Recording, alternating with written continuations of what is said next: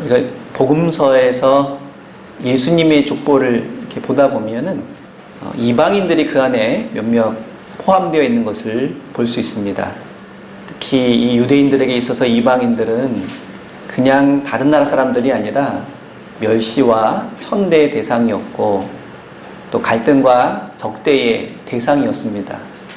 그런데 예수님의 그러한 족보에 이런 이방인들의 이름이 뚜렷하게 등장한다고 하는 것은 특별히 그 당시 교회 공동체는 유대인이라고 하는 혈연 공동체가 아니라 신앙 공동체임을 분명히 보여주고 있는 것입니다.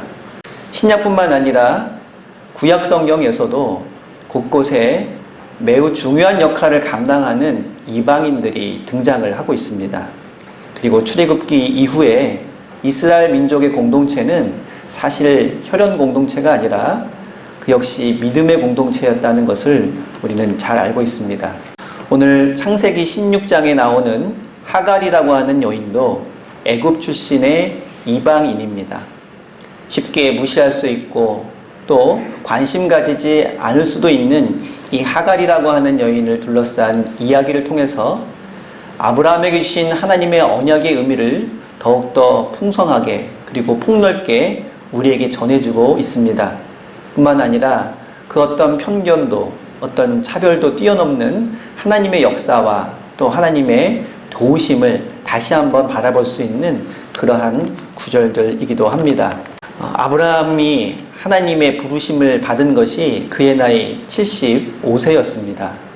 그의 아내에 있는 사라는 그 당시 65세였습니다. 그리고 이미 성경에서는 그들에게 자식이 없었고 인간적인 방법으로는 자식을 얻을 수 있는 길이 없었다는 것을 먼저 언급을 하고 시작을 하고 있습니다. 그런 아브라함에게 하나님께서 주신 약속 가운데 하나는 그에게 자식을 주실 것이고 그리고 그 자식을 통해서 굉장히 많은 자손들이 마치 하늘의 별처럼 바닷가의 모래처럼 주실 것이라는 그런 약속이었습니다. 도저히 믿을 수 없는 약속이었지만 그러나 여러 가지 일들을 겪으면서 아브라함은 믿음이 성장을 해왔고 결국에는 인간적인 방법이 아닌 하나님의 방법으로 하나님께서 그 약속을 이루어 주실 거라 하는 그러한 믿음에 이르게 됩니다.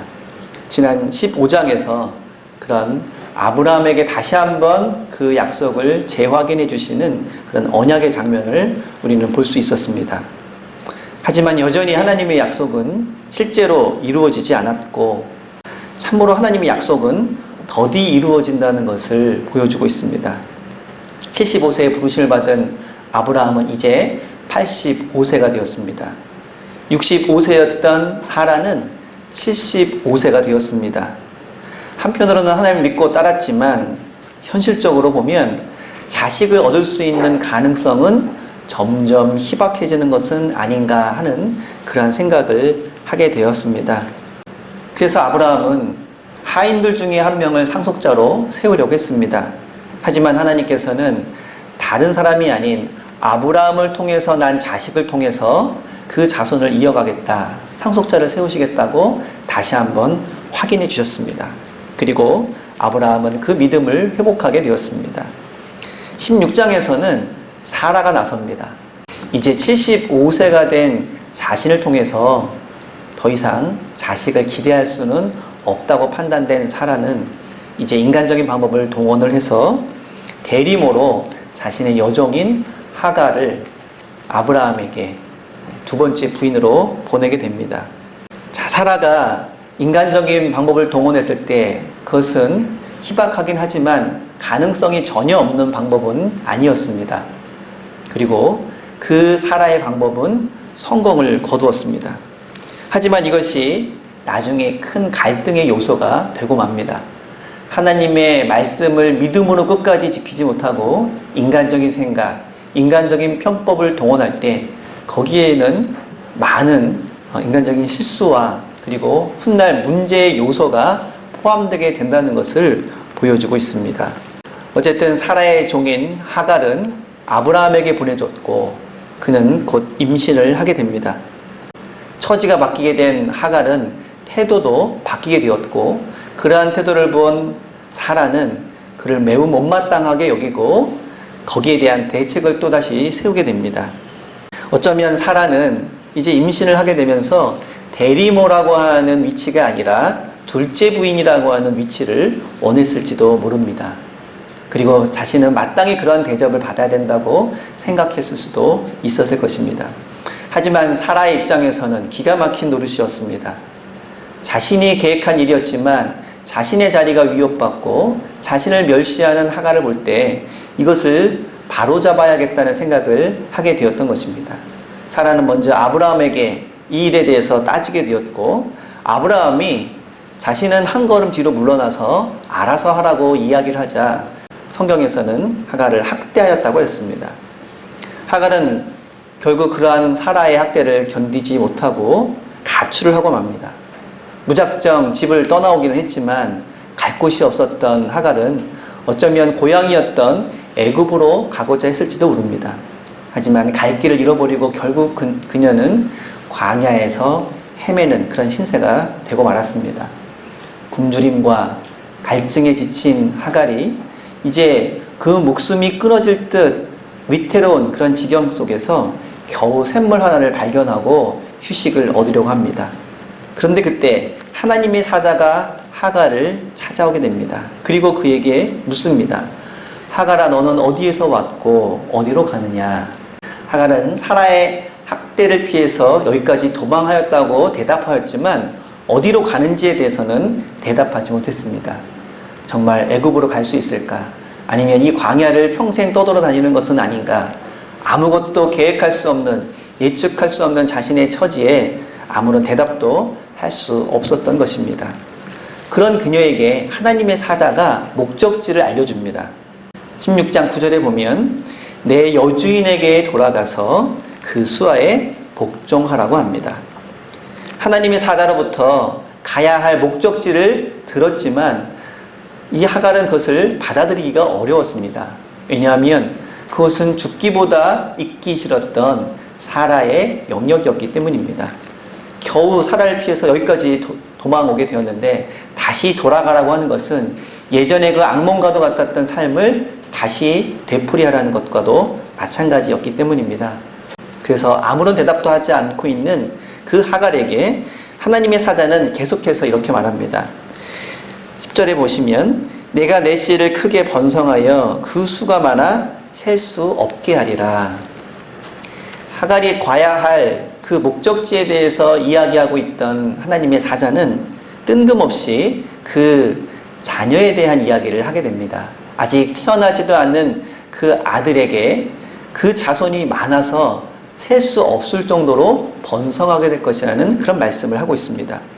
그런데 가만히 보시면 이 말씀이 창세기 15장에 나오는 아브라함과 하나님께서 맺으신 언약과 매우 유사하다는 것을 알 수 있습니다. 창세기 15장 5절에 보시면 하늘 우러러 무뼈를 셀 수 있나 보라 내 자손이 이와 같으리라 하고 하나님께서 말씀해 주셨습니다. 셀 수 없는 자손을 갖게 될 것이라는 말씀입니다. 그런데 이 말씀을 지금 하갈에게도 해 주시는 것입니다. 하나님의 사자는 아브라함과 사라의 곁에 하갈이 있게 될 때 그에게 주어질 하나님의 복에 대해서 이야기를 해주고 있는 것입니다. 그리고 장차 태어날 아이의 이름까지 말씀해 주셨습니다. 11절에 보시면 내가 임신하였은즉 아들을 낳으리니 그 이름을 이스마엘이라 하라. 이는 여호와께서 내 고통을 들으셨음이니라. 하나님께서 누군가에게 장차 태어날 아이의 이름까지 지어주신다고 하는 것은 보통 일이 아닙니다. 성경에서 이러한 일들이 몇 차례 일어나곤 하는데 그때마다 그 태어나는 아이는 하나님으로부터 귀하게 쓰임받고 세상에서도 큰 일을 감당하게 될 그러한 인물로 자라나게 된다는 것을 볼 수 있습니다. 이는 하나님께서 그 태어날 아이를 통해서 큰 일을 해 주시겠다고 하는 약속이면서 동시에 그의 삶을 하나님께서 책임져 주시겠다고 하는 그런 의미를 담고 있습니다.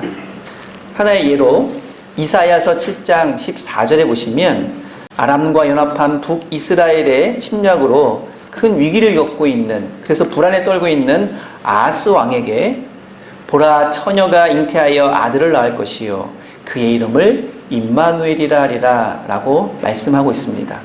마태복음에서는 이 이사야서의 말씀을 인용하면서 장차 인류를 구원하실 메시아의 탄생을 묘사하고 있기도 합니다. 그래서 마리아에게 전해주는 이 말씀은 이사야의 말씀을 그대로 인용하고 있는 것입니다. 그래서 예수님을 우리는 임마누엘이라고 그렇게 고백을 하고 있습니다. 오늘 지금 하갈에게 말씀하신 내용과 매우 유사하지 않습니까? 내가 아들을 낳으리니 그 이름을 이스마엘이라 하리라. 둘 다 하나님의 뜻이 반영된 그러한 말씀이었던 것입니다. 여기에서 하나님이 직접 지어주신 이 이스마엘이라고 하는 이 이름은 하나님께서 들으신다라는 그러한 뜻을 담고 있습니다. 이처럼 하갈에게 주신 말씀은 단순한 위로의 말씀이 아니라 아브라함에게 주신 축복의 버금가는 그러한 비중을 갖고 있는 말씀이라고 하는 것입니다. 이러한 말씀을 들은 하갈은 감격하면서 이렇게 고백합니다. 13절에 보시면 하갈이 자기에게 이르신 여호와의 이름을 나를 살피시는 하나님이라 하였으니 이는 내가 어떻게 여기서 나를 살피시는 하나님을 배웠는고 함이라 라고 고백합니다. 그리고 그러한 하나님을 만났던 장소인 그 우물의 이름을 부엘라헤로이라고 짓고 있습니다. 이 우물의 이름 부엘라헤로이는 나를 살피시는 하나님의 우물이라는 뜻입니다. 하갈은 그 즉시 다시 사라와 아브라함에게 돌아가서 예전처럼 사라를 섬기는 그런 일들을 하게 됩니다. 자신의 삶의 처지는 달라지지 않았지만 그 삶을 대하는 태도가 달라졌다는 것입니다. 예전에는 아무도 나의 이야기에 귀 기울여주지 않고 아무도 나를 보살펴주지 않는 그러한 존재라고 여기며 살아왔지만 이제는 하나님께서 내 기도를 들으셨다. 하나님께서 나를 살피신다는 그 마음으로 묵묵히 그의 처지를 감당하면서 사라를 섬겼던 것입니다. 어떤 어려움도 이겨낼 수 있는 비전이 그녀에게 생겼던 것입니다. 오늘 하갈은 자신이 만난 하나님을 나를 살피시는 하나님이라고 고백하고 있습니다. 그리고 그러한 고백 이전과 그 이후는 처지는 달라지지 않았지만 너무나도 다른 모습으로 그녀는 살아가게 되었던 것입니다. 그녀의 예전의 처지는 필요에 의해서 그 사람의 의지와는 상관없이 쓰여지는 수단과도 같은 그런 처지였습니다. 필요하면 쓰고 필요 없어지면 충분히 버림받을 수 있는 그런 처지였던 것입니다. 하지만 그녀를 살피시는 하나님을 만난 이후에 이 하갈은 이제 자신은 쓰이다가 버림받는 그런 존재가 아니라 하나님께서 끝까지 보살펴 주시고 어떤 어려움이 있을 때 하나님께 호소하면 하나님께서 들어주신다고 하는 그 믿음으로 충만한 삶을 살아가게 되었습니다. 그리고 그러한 하나님의 말씀에 따라 자신이 낳은 아들의 이름을 이스마엘이라고 지었고 그 이름의 뜻처럼 하나님께서 언제나 나의 기도를 들으신다는 그런 믿음의 고백 속에 살아갈 수 있게 되었던 것입니다. 아마 이스마엘을 볼 때마다 그리고 그 아이가 성장할 때마다 그 아이의 이름을 부를 때마다 하나님의 뜻을 다시 한번 되돌아볼 수 있는 그런 기회를 얻게 되었을 것입니다. 물론 그녀에게는 그것이 다가 아니었습니다.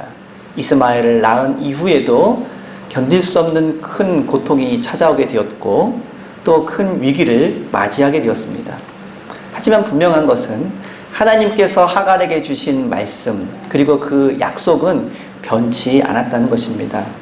그가 만난 살피시는 하나님은 어떤 경우에는 살피시고 어떤 경우에는 살피지 않는 하나님이 아니라 어떤 경우에 처해 있어도 분명히 그녀를 살피시는 하나님이었던 것입니다. 어떤 때는 기도를 들어주시고 어떤 때는 기도를 듣지 아니하시는 그런 하나님이 아니라 어떤 경우에도 무슨 일이 있어도 그 기도에 귀를 기울여 주시는 그런 하나님이라고 하는 것입니다. 우리가 살면서 정말 힘들고 어렵다고 느끼는 때는 힘든 일을 할 때나 실패를 경험할 때보다는 그러한 일을 경험할 때 아무도 나를 돌아보는 사람이 없다고 느낄 때가 아닐까 합니다. 어떤 일이 정말 힘들어서 힘든 것이 아니라 그 일에 대한 보람도 없을 뿐만 아니라 오히려 무시당하고 소외당할 때, 그럴 때 우리는 정말 그 일 때문에 힘들다고 느끼곤 합니다. 만약 어떤 힘든 일을 하고 있는데 누군가 옆에서 격려해주고 위로해주고 그리고 그 일을 통한 보상과 대가가 확실하다면 많은 사람들은 위험을 무릅쓰고라도 그 일을 하고자 합니다. 하지만 별 볼 일은 없는 일이라도 아무도 관심 가져주지 않고 아무도 귀 기울여주지 않고 그리고 그 보상과 대가를 충분히 제공하지 않을 때 작은 일도 힘들어하는 것이 보통 사람들의 모습일 것입니다. 그래서 우리는 힘들고 어려울 때 우리 주변에서 우리를 위로해주고 격려해주고 함께 해주는 그러한 사람들이 있을 때 더 강한 힘을 낼 수 있다고 하는 것입니다. 오늘 하갈이 절망 속에서 만난 살피시는 하나님은 아무도 귀 기울여주지 않고 관심 가져주지 않는 이 하갈에게 세상을 다시 살아갈 수 있는 힘을 공급해 주시고 계십니다. 지금 하나님께서 이 하갈에게 해주신 것은 사실 아무것도 없었습니다. 그녀에게 먹을 것 혹은 마실 것을 제공해 준다든지 아니면 사라와 지냈던 그 곳보다 더 좋은 곳으로 방향을 알려주시든지 이러한 아무런 실질적인 도움을 주시지는 않았지만 내가 너와 함께 있다, 내가 너의 기도를 듣고 있다고 하는 그 말씀을 통해서 이 하갈은 스스로 모든 것을 극복할 수 있는 새로운 힘을 얻게 된 것입니다. 그래서 아무것도 바뀌어지지 않은 상황 속에서도 묵묵히 그것을 견딜 수 있고 그것을 이겨나갈 수 있는 힘을 얻게 된 것입니다. 그리고 지금도 하나님께서는 이 세상 속에서 이 하갈 같은 삶을 살아가고 있는 이들에게 살피시는 하나님으로 그리고 들으시는 하나님으로 함께 하실 줄로 믿습니다. 아무도 관심 가져주지 않고 이 세상 속에서 소외된 삶을 살아가고 있는 오늘날의 수많은 하갈들에게 하나님께서는 그들의 삶에도 역시 함께 하시고 개입하시기를 원하신다는 것입니다. 바로 저와 여러분들을 통해서 하나님은 그 일을 이루어 가시기를 원하시는 줄로 믿습니다. 죄로 인해 버림받은 이 땅의 많은 사람들을 위해서 그리고 우리들을 위해서 우리 주님께서 이 땅에 오심을 기념하는 절기가 바로 대림절입니다. 하나님의 보살피심과 위로하심이 저와 여러분들에게 이 시간 가득하기를 바랍니다. 뿐만 아니라 우리를 통하여서 우리의 소외된 이웃들에게도 이러한 살피시는 하나님, 들으시는 하나님의 은혜가 전파될 수 있기를 바랍니다.